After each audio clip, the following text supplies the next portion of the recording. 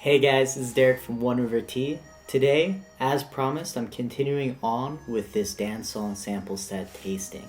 Today in this video, the dun dun dun dun, can you guess it by the leaves? Probably not. The Dong Fang Hong. This is translated to the East is Red. This is a type of Dancong oolong, one of the 200 different varietals, popularized during the Cultural Revolution back in the 60s down in Chaozhou in the Phoenix Mountains, and really is just an ode to that era, to that time, to what a lot of Chinese farmers and peasants at that time considered a great leap forward into the new, kind of the future of modern China.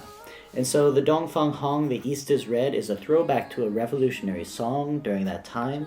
It goes something like Dongfang Hong, Taiyang Sheng, 中国出了个毛泽东.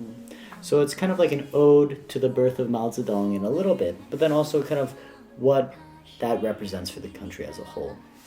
A lot of people, I guess, a lot of people in the West and a lot of Chinese people have kind of mixed feelings about Mao Zedong, but overall the general legacy that's felt in mainland China is one of positive, a very good father-like figure to the modern China. So that saying, when we were down in Chaozhou looking for this tea, looking for this high garden mountain, we were in the fields as they were picking the tea in the mountains, and we heard them singing these revolutionary folk songs. And so there is this huge trend of this positivity towards what they considered liberating. And so the song we listened to, we heard them singing was, I think, Ying Hong Shan. And it's all about the Red Army marching down south, and all of the women in the area waiting in the mountains for like the men to return. 好听。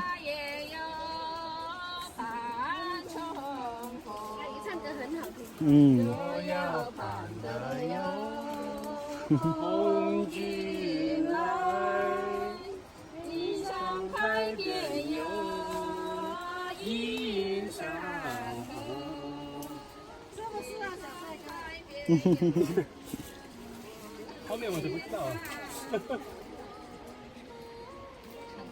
哇，好听，好听。And so it was very powerful to hear that and just realize the history that's going on in these southern Chinese tea fields and tea areas. So, without much more of that, this is the Dongfang Hong. The East is Red, and I've seen a lot of these teas popularized throughout the West recently. I've seen a lot of different vendors offering Dongfang Hong, which was interesting because for us, we were really into the name of it and the history that legacy has. But it is also a little more roasted. You can see by the leaves here, hopefully. They are a lot more coarse, a lot thicker, and the roast should be a little heavier. This is from our high mountain producer, Master Wei.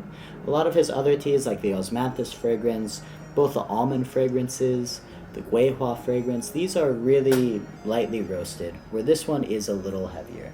So I'm gonna warm up my vessels and get right to it.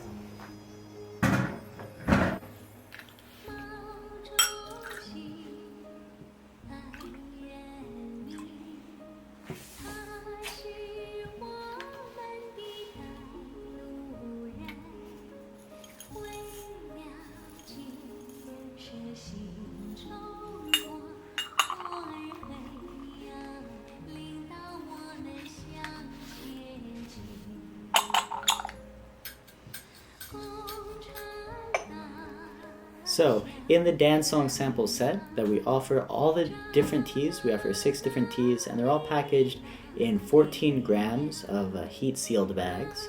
14 grams, in our opinion, gives you enough time for 2 proper sessions. I use about 6 grams, maybe 7 in this larger gaiwan. But this gives you enough time to drink the tea, get the first impression, drink a few others, and then come back to it and see how it compares. So we think 14 grams is the ideal amount of grams for a sample set, for a sample of a tea. Ooh. Okay, yeah, I'm getting a lot of that charcoal, a lot of wood, a little bit of butter, something sweet and creamy in there. All right. Yeah, not a lot of the floral you would get from other Dancong oolongs, though something distinctly grassy. I'm going to give this a pretty heavy rinse, because I've realized I really enjoy rinsing these teas, because the first infusion otherwise is just a little less exciting for me.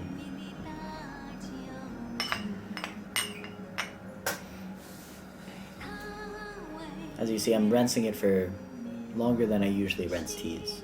This just gives it enough time to open up, so that the first real infusion, the one we drink, is the true tea, and not just it waking up.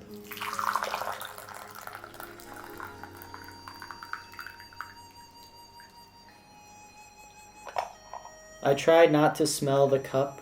I try not to smell the lid right after the first pour, just because I feel like the temperature needs to drop a little bit before the temperatures are good for the oils to start aerosolizing. So I'll open it up, shake it off a bit.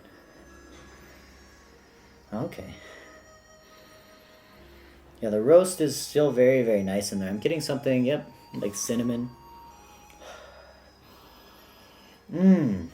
This is very rich. Something like savory in there, like something almost meaty. Very cool. Okay, so this will be the first real infusion of it. The leaves are definitely opening up. Again, this is definitely a coarser tea than a lot of the other tea varieties we get from Wei. I'm seeing a lot more larger leaves, a few more stems than this. And maybe that is just kind of the style of this type of tea.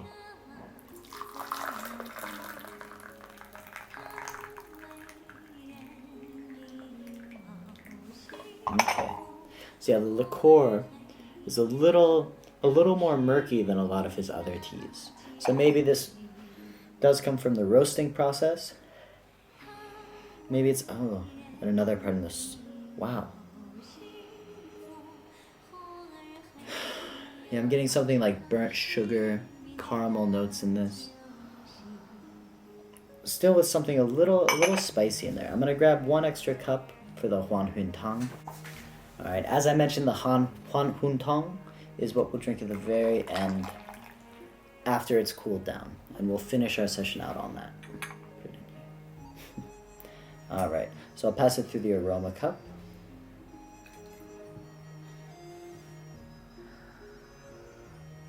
Let it cool down, give it a taste. Okay, so here's the first infusion.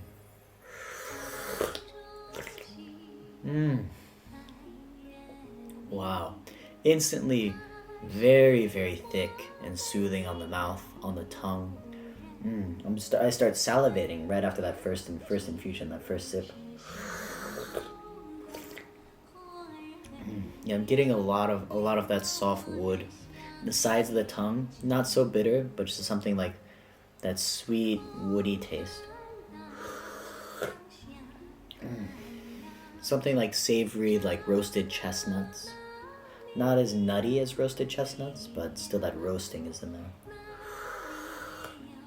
And that thick savoriness, it just really coats the throat. I think this tea is really good for the mouthfeel.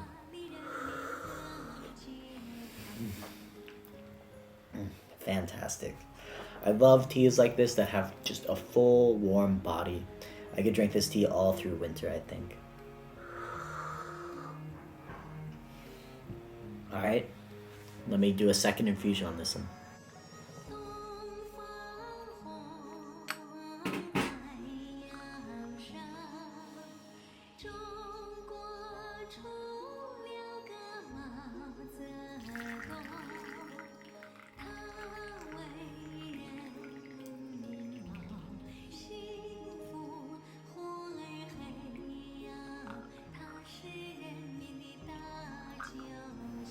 Okay, so here's the second infusion. The liqueur is a lot cleaner. If I was on the mountain with Wei, he would probably have given this one a double rinse. Just because that first infusion was a little murky, the second infusion is really clean. So I'm gonna pour these through, check out the aroma, and check out the taste on the second infusion. Ooh. Yeah, something very buttery. I'm getting something that reminds me of the Yasha Shang, the duck poop fragrance. Just for how thick and creamy and buttery, but still with that roasted notes it is. The leaves are very beautiful in this guy.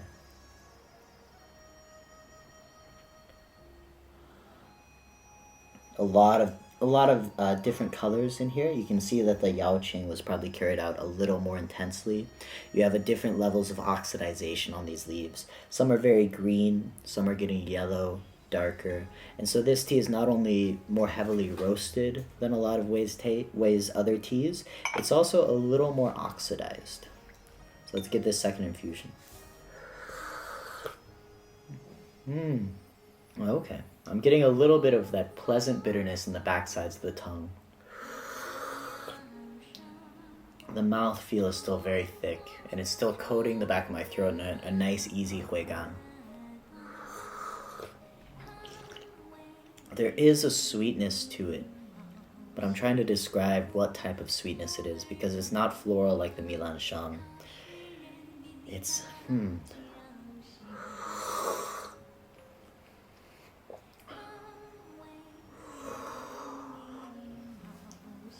It almost has like the sweetness of rice, like a sticky rice kind of sweetness. In China, they drink these things called zongzes, and zongzes are a little bit of meat wrapped in a pyramid shape of sticky rice, wrapped up in bamboo leaves and then steamed. They eat these for the Dragon Boat Festival in June. And I'm getting that kind of like mix of savory from the meat and savory from the rice, or sweetness from the rice.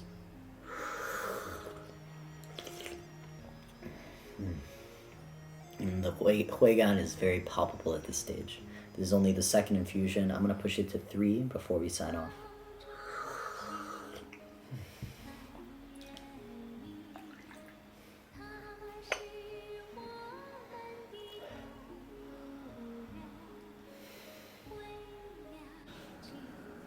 Okay, I just brought the water back up to boiling. Here comes the third infusion. As you can see, with the first couple infusions, the steep time has still been relatively flash. And so here I'm only going to spend 5-10 seconds with the water in the tea before I pour it all out. A lot of people think Dancongs are relatively bitter, but a lot does come from the brewing methods. You have to be very careful with these teas, especially when you're brewing with boiling water, and when you're brewing especially when you're brewing a tea for the first time. You really have to learn about the tea before you can brew it properly. But again, here's the liqueur. Still turning into this like kind of darker gold than a lot of Wei's other teas. So I'm gonna pour this through.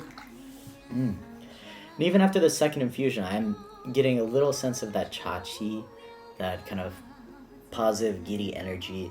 This one is still just very, very low in the body and the arms. Hasn't really come out through the top, but just a very subtle pleasantness. And it's interesting too, because I've been drinking tea all morning. Lots of different types of oolong teas. I just got a bunch of new samples from a oolong producer down in Anxi.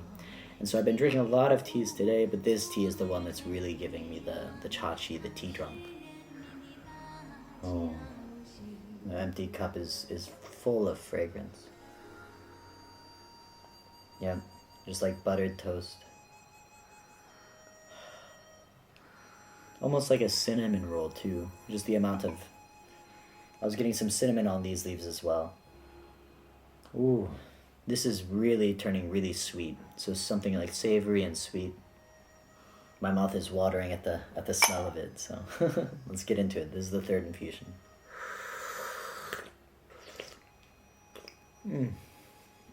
Yep, so the roast is kind of subsided. You can still feel it in the mouth, the weight on the tongue, a little oily. It's a little, I can feel it like sticking to the back of my throat and sticking to my tongue as well. I'd say one of my favorite things about this tea is the mouthfeel, is the presence in the body. And as we mentioned with a lot of Wei's teas, a lot of the impressiveness comes from the tea itself, comes from the feeling you get when you're drinking the tea, which as a result, when compared to the really heavily roasted, fragrant forward, lower mountain Dancongs, this tea doesn't quite compare to those, just because it's trying to do something else. It's trying to really show off the tea itself and not the processes going into it.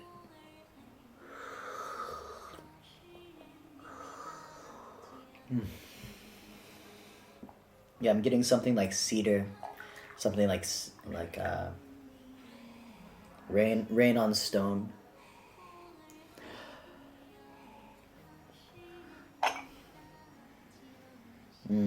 Yeah, the leaves are still very tightly rolled. I'm only gonna bring this session to the third infusion on camera, but I'll probably keep drinking it off camera. This is a tea that should have quite a bit of life in it. I would say at least 7, 8 infusions of very, very high quality tea.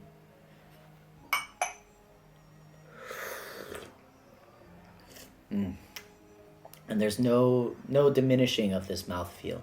And that's really, really satisfying when a tea is such high quality and roasted very well, and the two kind of merge together to create this tea that is both enhanced, and not one thing outshines the other.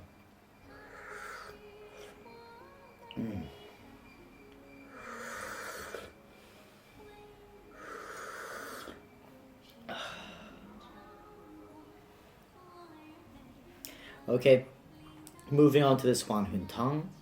It's still not quite cold, but it's still a little lukewarm. I want to see where we started. Ooh, wow. Yeah, that is so much of the roast. Again, this is a tea that would do well with more aging.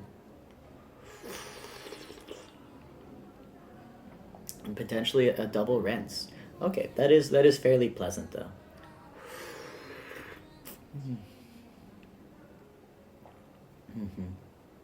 Some slight notes of astringency, a little dry in the mouth, especially compared to where the tea gets to for the third infusion. Yeah, see, this is a tea that's totally woken up this third infusion. And you really start seeing the difference, like the distance you travel in a single tea session with using the Huanhun Tang, pouring one infusion off to save for the last.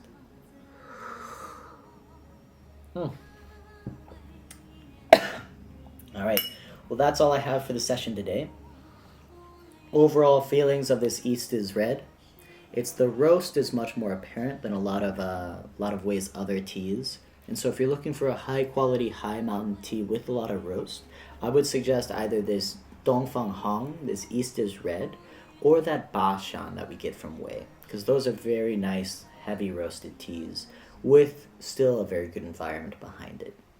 This tea is all about body, it's all about mouthfeel, it's all about the physical presence of the tea, and that's really, really nice to have in the repertoire of different types of dance songs. As I mentioned before, some dance songs are shout out their flavors a little too loud. This tea slowly exudes them through steep after steep. So thank you for watching, guys. This is the East is Red from Master Wei's garden, his high mountain garden, and this is in the 2020 Dancong sample set. We only have a few more teas to go in that session, so look at that channel. If you like the video, like and subscribe. We'll keep updating these channels for the teas that we have in sessions, for a lot of the teas that we have in the sample sets. So if you like a tea, if you like a sample set, you can sit down with us and drink a session. So again, this is Derek from One River Tea. Thanks for joining us, guys. See you later.